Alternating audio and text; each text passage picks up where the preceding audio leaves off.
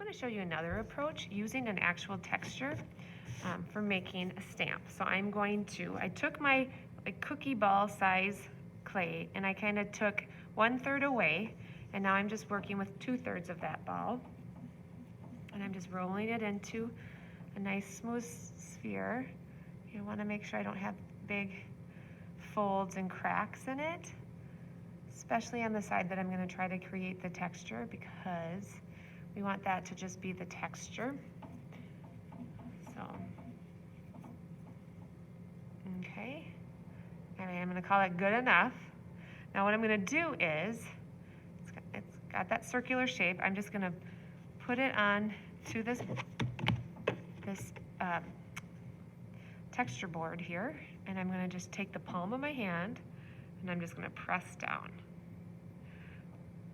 And now you can imagine you could even make a smaller stamp doing the same way. So now I'm going to reveal it here. So now I've created that texture, but in reverse. So when you put that stamp into the wet clay, it'll have the reverse effect. But now I need to create a handle for this. So it's going to be the same approach that you would take with any of your projects, where you'd score where you're going to attach the handle. And then this is where that 1/3 of the clay comes in.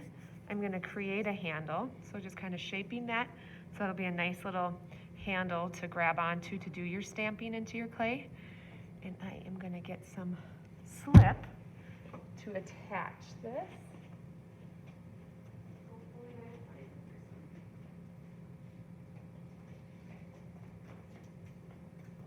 All right, I got my slip. So I'm going to make my handle. I'm just tapping it flat because I'm going to score the end of here. Get it nice and full of texture.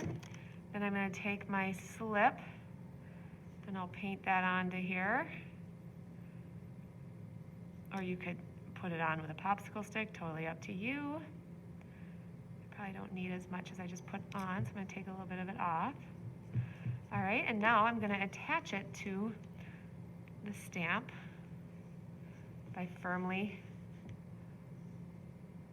pressing down, and then I think I'll use the popsicle stick to do a little kind of dragging it down to really get that clay to really connect to one another so that your handle will stay on as you go through the firing process.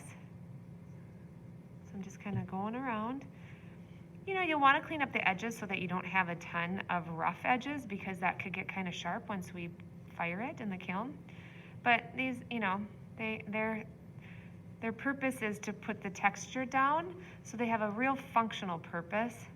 So just kind of consider how you want your stamp to feel when you're holding and using it. And then just kind of shape it and clean it up, knowing that you just want to be mindful not to smush the texture that you put on the bottom of your stamp. But now I have this great stamp that I can then be putting patterns into my wet clay moving forward. I'd probably want to smooth out these edges, however, you know, just so you don't have those unnecessary cracks putting texture into your final project. So that's another approach that you can take for making your own homemade clay stamp.